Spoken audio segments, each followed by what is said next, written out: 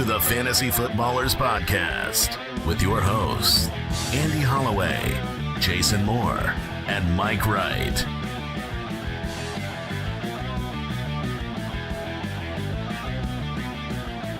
Ah, Travis! Ah, yes. Pain. All I know is pain. Welcome into this podcast. It's not even week one. Pain. Why do I play this stupid game? Yeah. Heal up, Travis. Heal up. Take a break. Take your time, Take brother. your time. Make sure you don't want to rush things. Your knees is a little hurt. Just take, let's say, one game off. It's a long season. Just I take don't- So many people are I mad know at what you our right now. I know what our job is, but I hate fantasy football. I mean, I'm so excited for the start of the season, and I just happen to be the manager in our main league of record with a keeper. Mm-hmm. I didn't draft him in the first. Everybody out there trolling me. He was a keeper. Travis Kelce. Maybe you've heard of him. I have. He's awesome. Plays Thursday. Zeus, does he?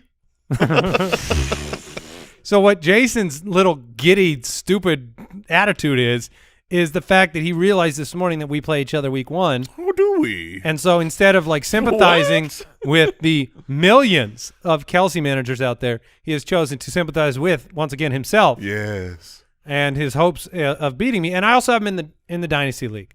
And so I can't even get 1 week of just looking forward to game one. I've got to be back in the mire. To be fair, Back in the injury bog of sadness. I have him in the listener league, so it's you know. But if I had to pick one league, it's the league of record, obviously, and so we just try to look for the bright side of things. We will talk about the Kelce injury in the news. It's not that bad. If you're just hearing about it, it's not that bad. It's just a little bit bad. He says to himself in the mirror. No, it's not that bad. Okay, we'll talk about it now. The ligaments, all of the knee parts are intact. That's great. His brother came out and said he thinks he's going to play Thursday. His brother, who had this same injury, Yeah, from kicking a piece of firewood. that was a great interview. I will say that It's while good. His brother plays the exact same position, right? right Knows center. what the rigors of what happens to your body playing tight end, That being said, running routes and such. Jason Kelce did say that his knee did not swell up when it happened. He got the bone bruise, the ligaments were intact, but he didn't have swelling. And he did mention that Kelce does have swelling right now, so they're trying to get the swelling down. We'll for know tomorrow today. night. Yeah, I think we'll know later today. I don't. I think we'll know at game time. Like he'll be a game time. Well, we'll decision. know more. Yeah. I think we'll know more because he's supposed to test it out today, and so I think that'll get reported. But the Kelce, look, it's just let me transition this into purpose, meaning, something other than just vitriolic hate and sadness for this stupid game. Here's your warning. Here's your red alert. Here's what's about to happen for 17 weeks. We all go into the season. We have our drafts, and we draft healthy players, and then we are dealt Yeah. We're dealt hands that we didn't expect, and we've got to play them. Fantasy football is part of it is the draft, but then a huge part of it is how do you react in the season, because things happen. Players don't work out. Players get hurt. Players break out of nowhere. How do you react? And that's what the season's all about. In other news, Jason got us an HOA violation Yeah, whoopsie doozles. here at the studio. I get an email last night. Your 15-foot championship flag pointing people to the studio was against HOA terms. Yeah, I'll pay the fine. I'll pay the fine and be happy to do it again next year. Yeah. when I'm champ again. For my 20-foot flag. Yes. So I had to apologize to the HOA for Jason's championship. Sorry for having fun, HOA. I know, but that's what HOAs are for. Yeah. Fun killers? Fun killers. The site rankings for week one, the start-sit tool, all up on the website right now, thefantasyfootballers.com. All the articles for the in-season starting to hit. All the in-season stuff is available to you. You can go check that out. And then, of course, This is your formal invitation to the Foot Clan. Come support the show and receive a ton of in-season tools, resources. Your start-sit tool gets better.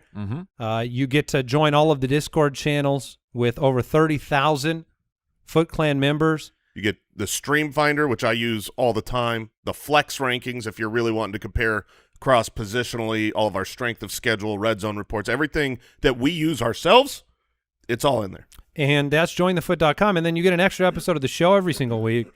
And if you get in there quick, assuming you hear this episode before, I believe, 4 p.m. Pacific today, you will have a chance to join the Megalo Bowl. So if you haven't been in there, that's also a perk of supporting the show at Join the Foot. This is our in-season it's the place to be, Yeah, Jason. you two are doing your Megalo Bowl draft in 45 minutes. Yeah. That is correct. We got to get the show on the road. Is that not what we're doing? Is it not on the road yet? No, it doesn't feel like it's on the road yet. We also have a new segment. Let's kick it off. Welcome to Hungry for More, presented by Uber Eats.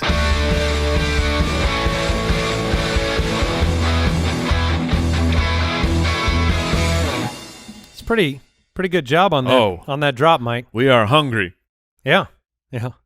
And Jason is hungry from I am hungry seeing the video. for them donuts. Yeah, those donuts in that little intro looked pretty good. You don't want to turn around though here in the studio and see the back Oh, wall. I see brother. it right in front of me.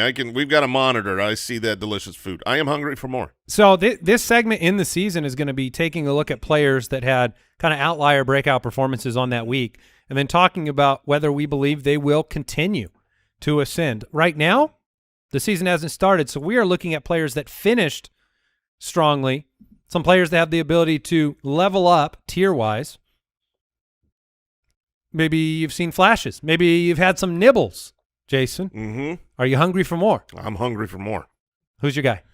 My guy is someone that we saw just absolute brilliance from after 2/3 of the season of irrelevance from. Sure. That is Christian Watson.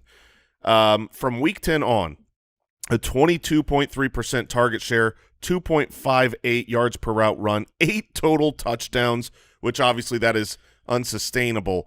But first of all, just as an athlete, he is better than you. And when I say you, I mean other NFL defensive players. Like, he is the supreme of the supreme athletes. He's one of those, like, when Deebo Samuel is out there with the ball in his hands, sorry, defenders, he's better than you. He's a better athlete than you, and this is what Christian Watson is. He is a big among rookies, rookie wide receivers with 50-plus targets since 2014, he ranks 7th in yards per route run. The list there is, Odell Beckham, A.J. Brown, Justin Jefferson, Jamar Chase, Chris Olave. Olave? Whoa! How dare you? Chris Olave and Tyreek Hill. Chris Olave, eh? good player. It's an impressive list of bona fide superstar wide receivers. I do believe that his opportunity is going to be very good with right now Romeo Doubs still kind of dealing with his own injury, and even if Doubs is there and he was the preseason hero, Christian Watson's their best wide receiver. They have a lot of vacated targets, and they need a new identity on offense. I think Christian Watson has the chance to really, truly break out in a special way. And week 1, it's off to a good start. We're actually going to talk about him a little bit more tomorrow. Oh. Okay. I believe Al Borland picked up Christian Watson in the draft. Is that accurate? I did. The Packer fan? I think it's coincidence. a great pick. Yeah. I'll jump in. Go ahead, Mike. I'll jump in because I also have a Packer and a player who has been talked about very little over the offseason because the expectations were very high last year and they were not even close to met for A.J. Dillon, backup running back of the Green Bay Packers. But I just wanted to highlight kind of the end of season, what happened. The split between A.J. Dillon and Aaron Jones was actually it was very, very close. This was not Aaron Jones taking over. From weeks 12 through 18, Dillon at 11.5 attempts per week, Jones at 11.7, basically dead even. Dillon at 2.8 targets, Jones at 3.8. That's not a surprise that Aaron Jones had more, but almost 3 targets a week. That's interesting. And then over that time period, A.J. Dillon, 6 rushing touchdowns to Aaron Jones having none. A.J. Dillon actually had 229 opportunities this past year, only finished as running back 25. So that's where things were disappointing. He's entering the contract year. There's what is, as Jason said, what is the identity of the team? Sure, it could be all this. Jordan Love is fantastic, and the new era begins because Green Bay just hits on quarterbacks. That's what they seem to do. Or maybe they turn to A.J. Dillon a little bit more. There was the whispers in the bushes. The Jonathan Taylor. That they were one of the they placed their hat in the ring saying, we'll trade for Johnny Taylor. Not successfully, but if you're trading for Jonathan Taylor, I mean, you're going to run the ball a whole bunch.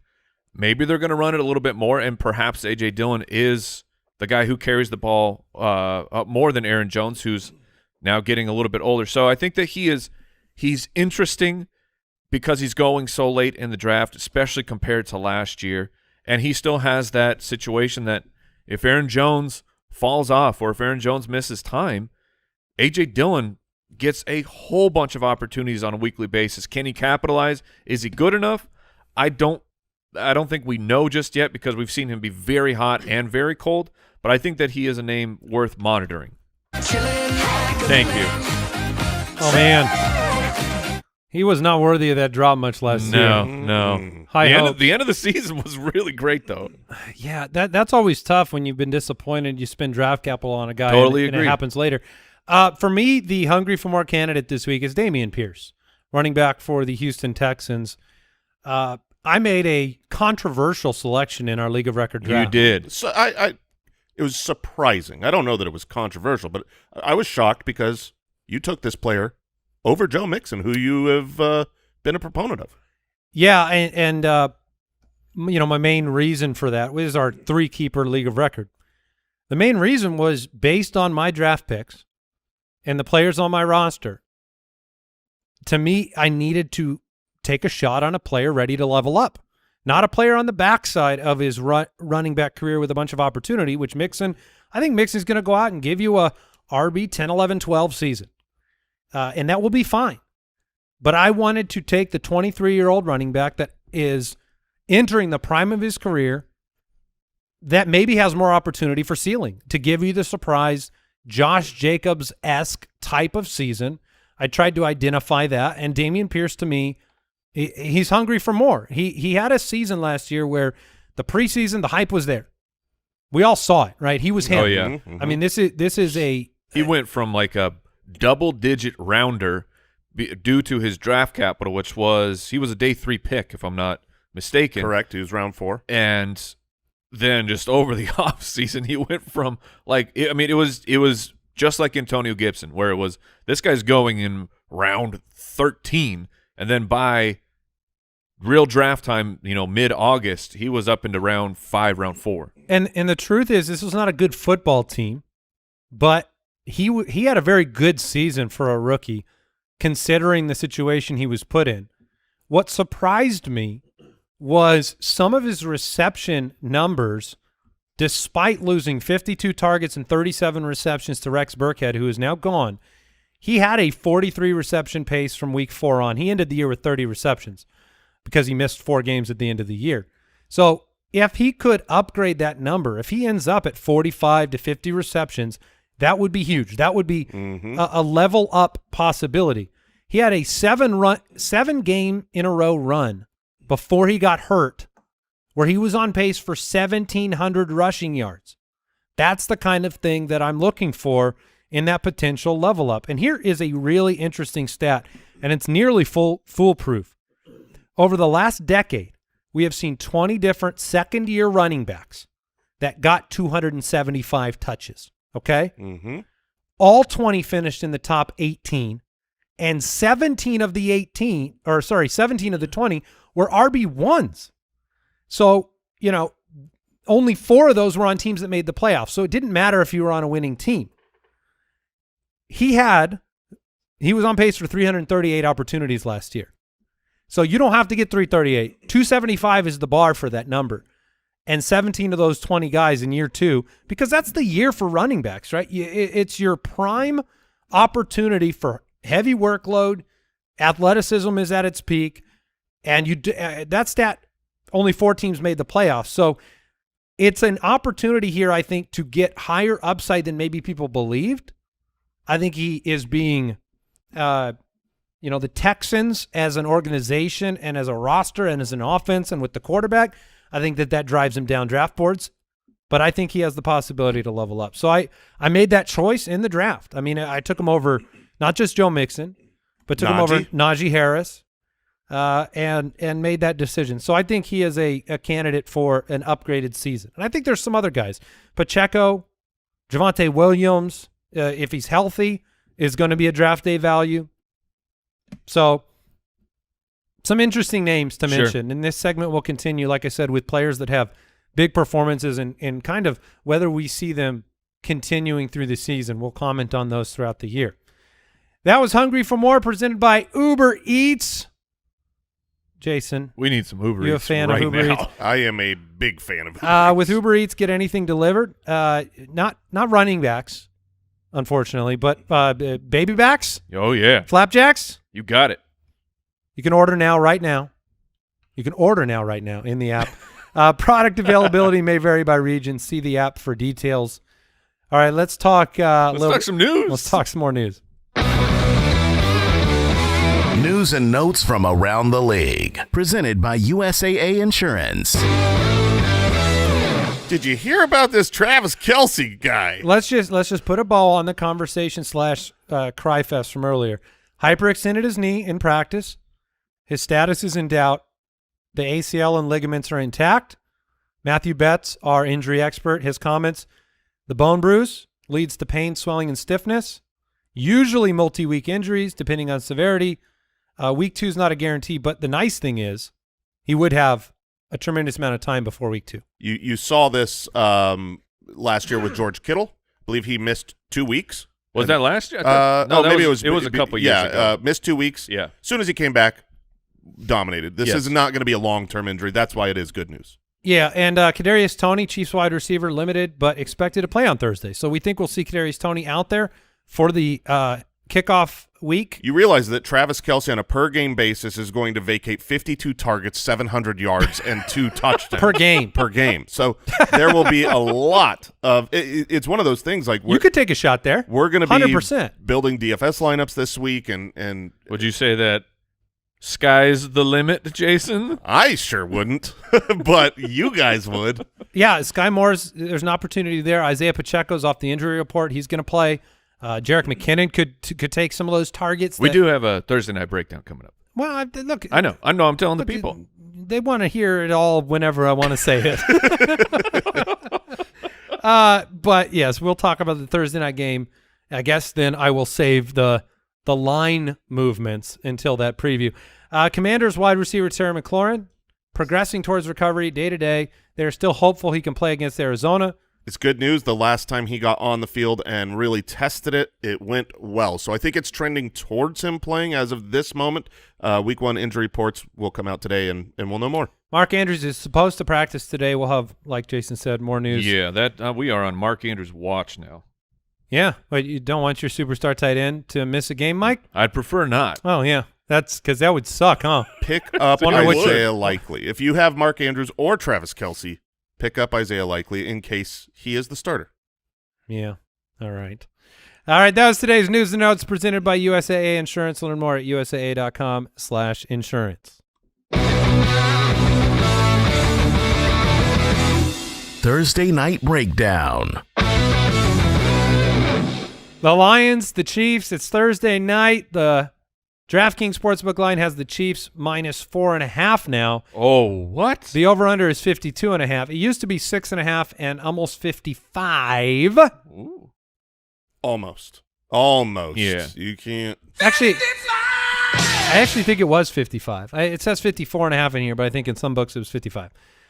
But the line has moved. It's moved. By 2 points. By a Kelce.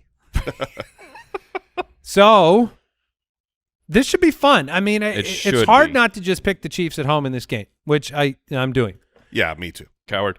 But I do think that there's a possibility that we see, the fourth highest odds in the NFC. Yes, this to blew win my mind. To win the conference is the Detroit Lions. The fourth highest. Basically, you've got three great teams in the NFC, right? You've got the Niners, the Eagles, and the Cowboys. Those teams, I think most people look at them and say they are Super Bowl contending teams. And then you go, okay, fourth place in the NFC. Oh man, there is a gap, but it is according to DraftKings the Cardinals Sportsbook, are the fifth highest. The Lions are the fourth highest odds to get out of the NFC to the championship, and that's really, really cool. But for this game specifically, when Andy Reid has time, when he's coming off a bye week or an off season, things go well. Patrick Mahomes, right now in 5 season openers, he's 5-0, 73% completion rate, 18 touchdowns, 0 interceptions. Here's their points scored since 2017, courtesy of Matthew Betts' tweet. 42, 38, 40, 34, 33, 44. Now, just twisting the knife on that freaking Kelce being not out there. But it is crazy because no Kelce and obviously still no Tyreek Hill. This is going to be a real test to see, okay, can you do it without all of these superstar weapons? Yeah. Is Mahomes that good? Yeah. The answer is yes. So where does it go then? Like if Travis Kelce is not out there, and you're saying everywhere, I think McKinnon. Like I said, I think McKinnon's going to have a week one that makes people say, "Oh, that wasn't a last round pick." I think Isaiah Pacheco will have his opportunities. Kadarius Toney, Sky Moore, Justin Watson will probably have a huge game. No one will play him because people will play Justin Ross in the hopes and the dreams. There's Richie James has his fan club. Well, they'll play MBS or Rashee Rice. Yeah, they'll play all, but it'll be Justin Watson. Noah Gray would get the start if Travis Kelce wasn't out there. But I'm not afraid of Patrick Mahomes without Kelce. I think he'll figure it out. Yeah. And then the Lions. I mean, this is a game where, look, Chris Jones is not going to start on the defensive line for the Chiefs. He has not reported. Is he still holding out? Mm-hmm. Yeah, he's holding out, and the team is kind of – the team made transactions to kind of bolster their defensive line, and they're in a stalemate right now. There's not been discussions or updates. He said he's willing to sit out through week 8. So that's according to him. He was his own source there. So when you look at the offensive weapons, you're going to get to see Jahmyr Gibbs for the first time. It's exciting. Kansas City's allowed the 4th most running back receptions last year. He's going to have a ton of them. So exciting. Whoa. Kyle just threw this stat in. Over the past 5 seasons, this is via ESPN, with Chris Jones on the field, first in NFL quarterback pressure percentage.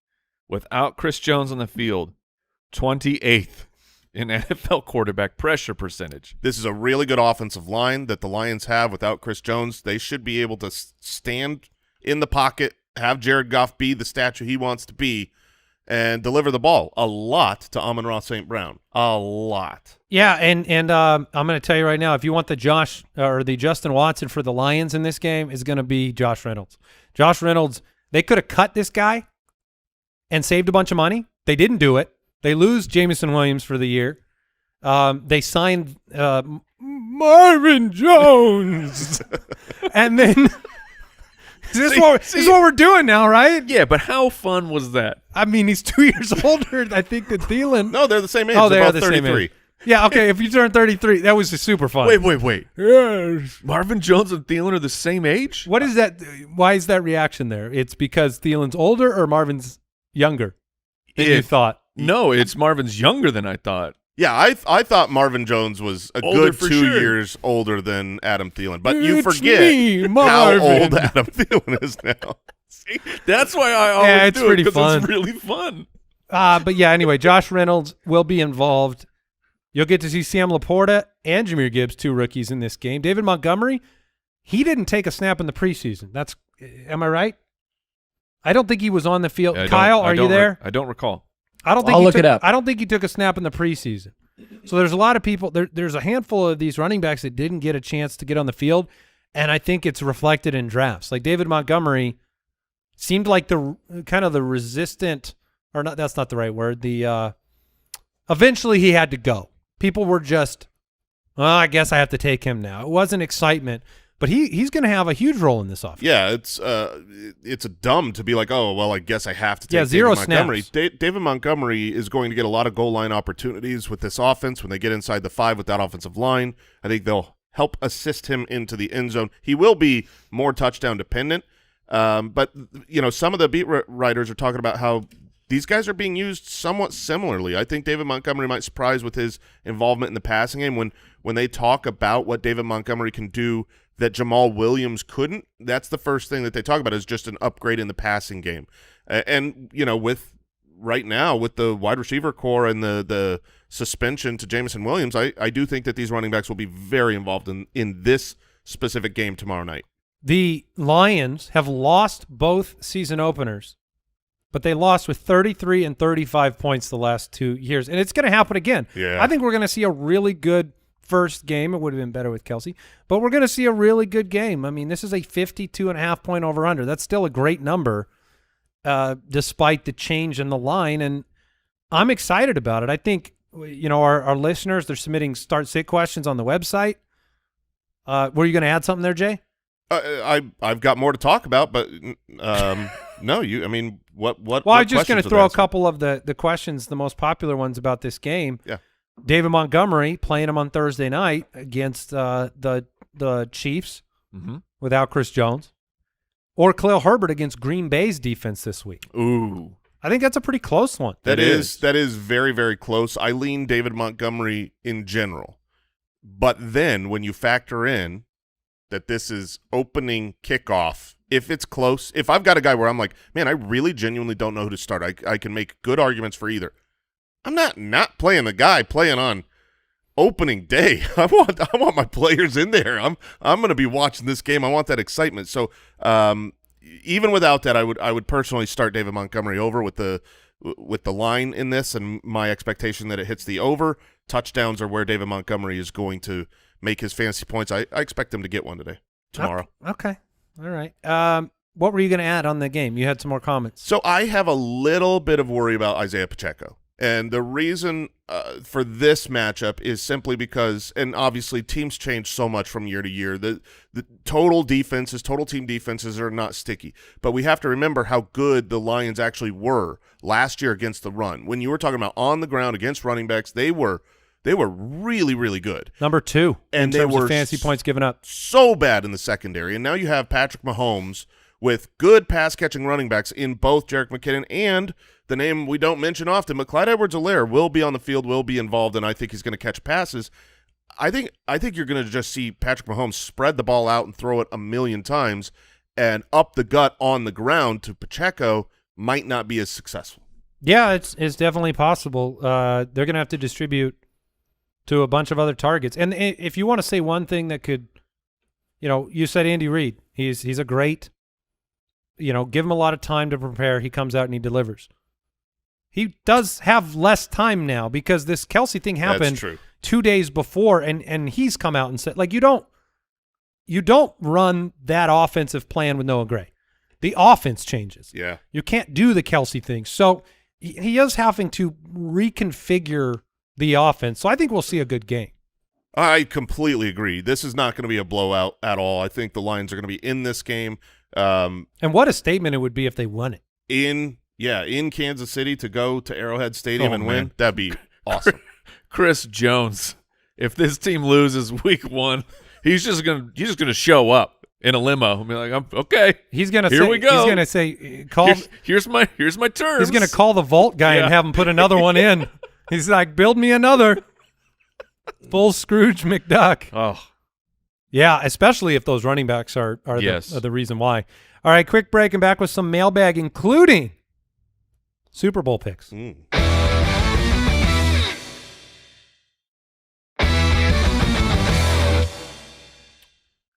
Wow. All right, we are going to jump into the mailbag here. Mike's going to give us a sexy drop and then pick our yes, I will. Pick a Super Bowl pick and answer your questions.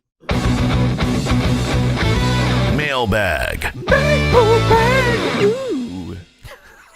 It's a little sexy. TheFantasyFootballers.com. If you have your own question you want to submit to the show, we'd be happy to answer them, help you out. Click the submit a question button or dial the voicemail hotline 302-464-TFFB. Before we jump into the voicemails here, it has been requested, big bold print right here in the mailbag.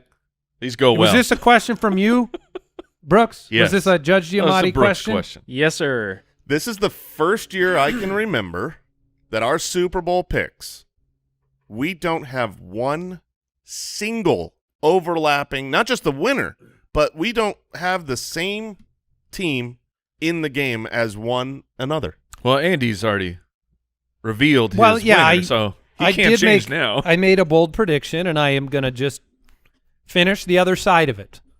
I have the New York Jets winning the Super Bowl over the Dallas Cowboys coming out of the NFC. I do not hate the Cowboys pick because their defense is sensational, and I continue to think that Dak Prescott and those guys are underrated. And now that they can score fewer points to win more games, sure, it's going to go really well for the Cowboys. That sounded better without the LA crowd to boo me. that came off the way I want. You didn't feel them? Al, I can hear him from here. Can I make a request? We have an applause button on our little soundboard here. I would love a crowd booing button. We could just sample the LA crowd. That's what I was going to say. If you want to just grab it from there, we've got a great free license. Bring back some PTSD. I have another NFC East team also losing in the Super Bowl and also doing it again because they did it last year. I've got the Eagles making it back. Wow. Congratulations, Philly. Congrats. Unfortunately, I have you just a little bit below my AFC champion, Super Bowl champion, Cincinnati Bengals, and Joe Burrow getting it done. That would be Joe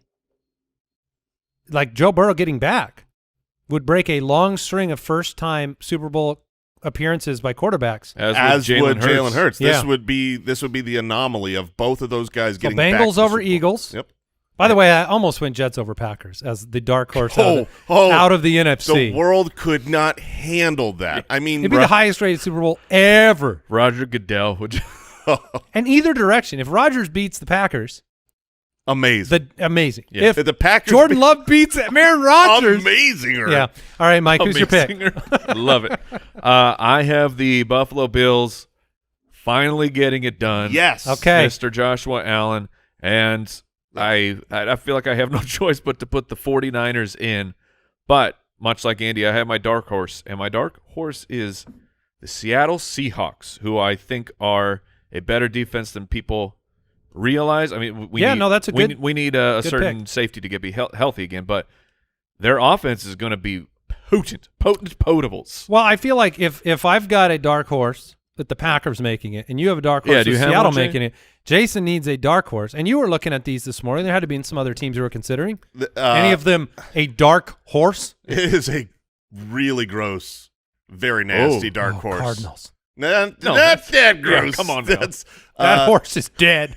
It was the New Orleans Saints. Okay. I think they've got a winnable division if Carr could get it done. And to be clear, dark horses can only come out of the NFC because the AFC is just riddled with elite quarterbacks. The AFC, it's really unbelievable that you've got like Jalen Hurts in the NFC, and who's the second best quarterback in the NFC? Is it Dak? I mean, is it Cousins? Gosh, I need an actual team list. Is it Brock Purdy? Is it Geno Smith? It's it's probably it's Kyler. It's probably Kyler, but he's not playing, and he's on the worst team. And then you go to the AFC, and it's like Burrow, Josh Allen, Joe Burrow, Patrick Mahomes, Justin Herbert, Lamar Jackson. They're all there. Deshaun Watson. I mean, this is why with the Jets pick, Aaron Rodgers. I have a hard time. Yeah, Aaron Rodgers. I have a hard time. Like, Aaron Rodgers couldn't get the Packers to the playoffs in the NFC. I know the defense is much better for the Jets. Yes, now. The Jets look, it's a good point, though. It's a good point. I mean, well, he says he's not going to be so snappy. That's probably for the best. No one liked you last year. He came out of the darkness. Yeah. And he realized there was some darkness in him. Deep. Justin Fields, yeah. Yeah, I mean, Not yet. No, he would not be in the running. Not yet. No, Al. Your league of record quarterback is not in the running for best quarterback in the NFC. He could be the best fantasy quarterback. Yeah, and our opinions. Look, last year Jalen Hurts wasn't the best quarterback in the NFC before the season started. He sure as heck was when it ended. Yeah. So that Justin Fields could do that. All right, into the mailbag we go. We've got a voicemail question here. Hey, Ballers. Dre's and Keikos here. Love the show. Quick question. I've heard you guys mention this before. When it comes to having a player playing on Thursday night, if that player is a wide receiver or running back, for instance, should they be started in the RB1-RB2 category, vice versa, wide receiver, or should they be started in the flex position? Thanks, guys. Love the show. Yeah, you got to put them in the positional spots. What's really funny about this is I made that adjustment this morning on my league of record team. I put Isaiah Pacheco in the RB spot because, look, we just saw what happened with Travis Kelce. If an injury happens, you need flexibility to move positions in your flex spot. There's no reason to lock a player in there. But it did feel like an emotional, like I'm the coach, and I told Isaiah Pacheco, you're in my starting running back spot, and I moved James Cook down into my flex, and I drafted them in different orders. So I felt like I was disrespecting the man. No, you got to humble people sometimes. James Cook needed You it? got to let James Cook know. See, you gotta earn that starting job. I mean, the Houston Texans, they're all about this move. But yeah, it's a good question. It's a great reminder. Yeah, this is the time of year where you've got to remember because everyone just, for the most part, what's going to happen here, we're going to cover, the week one matchups the next 2 days here on the show. But week one is usually pretty simple. You're going to start the guys you drafted. That's pretty much how it goes. And so your starting Unless you lineup, have Travis Kelce. the start or Cooper Kupp, the starting lineup is usually like in the order of how you drafted, and you need to change that. You need to make sure that you don't have guys playing early in that flex. It's an important reminder. Can I do a quick Travis Kelce fantasy follow-up question for you guys? I'll allow Sure. it. Because we're about to enter a Mega Bowl draft. There are other drafts taking place today. There'll be drafts taking place tomorrow. Oh, Sure. Wow. Where does Kelce go? Because this injury doesn't project to be a long-term injury, but I don't think he goes 6, 7, 8 overall anymore. I'll still take him in the second. Yeah, I would take him. That's what I would say too. I but mean, Well, let me throw out some we names. could get news, but Let me throw out some names. Okay. Okay. So let's assume he's not going around 6 or 7. So would you take Stephon Diggs, A.J. Brown type, oh man, or would you take Travis Kelce? I'd take those two wide receivers. I would as well, personally. okay? Part of it is because Kelce is older. It concerns me. It puts a little bit of the needling in my brain of like, is he going to break down? Is this injury going to hobble him and he has another injury or something? Okay, middle, second round running backs. Would you take Travis Kelce or would you take Josh Jacobs, Tony Pollard? I'll take the running backs. I would as well. Man, I think he's a late second-round pick now. yeah, he might be at the back And of the then second, if you but- want to but look you- at but if you you're want to gonna look at do- the later second round wide receivers, Yeah. Garrett Wilson, Jalen Waddle, I'll take Kelce. Chris Olave. Chris Olave. Yeah. I'll take Kelce there Yeah. because those guys are not. Oh, man. They're not bona fide guarantees. I don't think. No, but I'd still go. Are you Garrett taking the Wilson. wide receivers? I'd definitely go Garrett Wilson. I find myself taking Garrett Wilson over the guys way ahead of him. I've been taking him over Amon-Ra, been taking him over Devontae Adams. I'm just trying to shoot for that breakout. All right, another voicemail. Hey, Ballers, who do you like week one, Rashad White or Christian Watson in the flex, half-point PPR? All right, Rashad White plays Minnesota on the road. Christian Watson plays Chicago on the road. Both are good matchups. For me, it's an easy Christian Watson. I'm a believer in the talent, and I have not been a believer in Rashad White, but I think a lot of people might say the opposite. I go Rashad White that week in week one. This, Let me watch Jordan Love from the sidelines. I mean, this really feels like a roster construction. Chicago's favored in or I think they're favored in that game by 2.5 points. Yeah. Chicago? Yeah. Wow. That's correct. That's correct. correct. Confirmed. I mean, by the it makes- Borgogan. It's Jordan Love. Vegas doesn't know. We just have to reset the brain though, because you think of Green Bay playing Chicago and for sure. Well, you But, think of Chicago alone, whoever they're playing, Chicago of last year that was – yeah, Rodgers has a lot of equity in Chicago infrastructure. He owns most of that city. I think that Sorry, Chicago. have we heard turn the podcast back on? Have we heard an update on Dobbs at all lately? I'll look at because that would certainly factor in. Would it? It would. If Dobbs is out, then it makes it much easier to play Watson. That's fair. I'm going to go White right now. Mike, what's your vote? Watson. Seemed like you were trying to avoid answering. Watson. I was just trying to break out the process.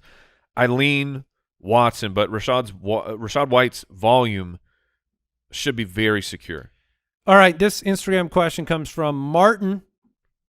Thoughts on before season trades in redraft? Is there anyone you're targeting in a before season trade? I mean, not usually, but I don't mind it if you got a player that you know that another team actually really desired, and you want to package someone who's like a 4 and a little bit later of a pick to move up to maybe that third rounder that you wanted. But generally, I'm not doing this right now because I've talked myself into my team. I am angry about this next question. Ooh, get mad. And you will be too. Oh. Instagram question from Rajia. Trade Cup for Olave? ? This trade was vetoed by the commissioner. Note, we drafted after the Cup news had already broken. What are you doing? This commissioner. What a joke of a commissioner. I mean, they probably sent us the HOA fine about your big celebration. This flag. guy is president of an HOA. I mean, for get out of there. sure. Your light bulb is broken, and I'm vetoing this trade. When you said trade Cup for Olave, I didn't like the question because I was like, dang it. Which one would you take? Yeah, which one would you take? I mean, if this was a startup draft right now, yeah, I would probably be drafting Olave over Cup. I think Cup There's misses too a much month. risk that early in the season. And when he comes back, does he re-aggravate it? But there is absolutely the world where even if he misses a month, the right pick is Cup because the gap on a per game basis between him and Olave is in other phenomenal. words, it's a super fair trade. Vetoed. I don't like this trade. Goodness gracious. Yeah, the trade is I mean, you just heard both sides. Your commissioner, I would like to trade him for a bag of beans. Being a commish is a thankless and difficult job. There's a lot more to going into commissioning than you think, but this is ridiculous. Take vetoing fair trades off your plate, and maybe it won't be such a burden. Right. It's so hard. I have to veto so many trades. I mean, that is one of the worst I've seen. Way to put a big wet fart in the start of the season, too. Your league's trying to be active, and then which you love. And then it's like it's a commish space. So is the commish ever vetoing their own trades? No. I doubt it. No. He completes a trade. He's been working on it for hours. Oh, that'd be the best. Completes it, puts it in the system, and goes, puts the commish cap on. It's like, this is not fair. No, it's just too good for me. Vetoed. Oh, please don't do this. If you're a commissioner out there, get help. You know, find someone. Just stop it. Get some help. Quit the HOA too. Instagram question from Nicholas. How do you guys watch football on Sundays? Is it together as a group? Is it red zone only? Generally, it's everything. Yeah, it's all the Master Command Center has 9 televisions, so we have the 8 on the sides. They have the actual games on. We put the red zone up in the middle just to make sure we don't miss anything. And, yeah, generally we watch it as a group. And we still do miss things because the NFL has dumb scheduling where sometimes they put 9 games in the early slate where we've got 8 TVs to watch independent full games and red zone in the middle.